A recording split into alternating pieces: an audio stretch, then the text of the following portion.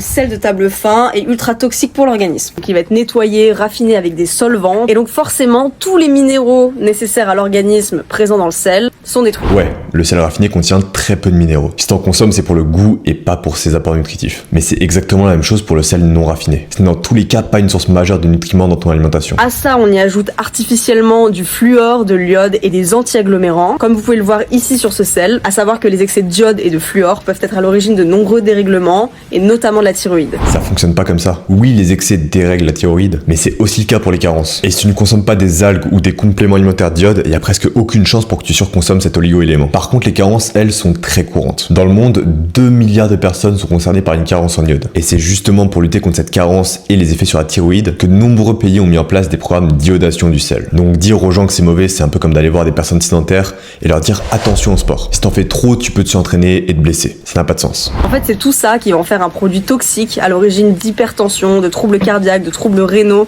et de dérèglement de la thyroïde. Absolument pas. Ce qui le rend toxique et entraîne tous ces risques, c'est uniquement l'excès de sodium. Autrement dit, le principal composant du sel que tu vas retrouver autant dans les sels raffinés que les sels non raffinés. Et si vous voulez commencer à consommer du vrai sel, qui est extrêmement bénéfique pour la santé, non, tu peux pas dire ça. Extrêmement bénéfique pour du sel. La seule différence, c'est que t'as quelques minéraux en plus, comme du fer ou du magnésium. Mais si tu suis les recommandations de l'OMS, tu ne devrais pas consommer plus de 5 grammes de sel par jour. Et c'est clairement pas ces 5 grammes de sel qui vont t'apporter une quantité significative de minéraux dans ton alimentation. Et le rapport entre le sodium et les autres minéraux reste dans tous les cas tellement déséquilibré que ça n'en fait absolument pas un aliment sain. Et en fait, c'est la richesse en minéraux présente dans le sel qui va permettre une bonne assimilation par l'organisme. Non, la présence de minéraux supplémentaires n'impacte pas l'assimilation par l'organisme. Et en plus, étant donné le produit, ce serait même mieux qu'il soit pas assimilé. Donc au final, si ton alimentation est pauvre en iode, le sel raffiné sera même plus intéressant que le sel non raffiné. Et pense t'abonner pour ne pas rater les prochaines analyses.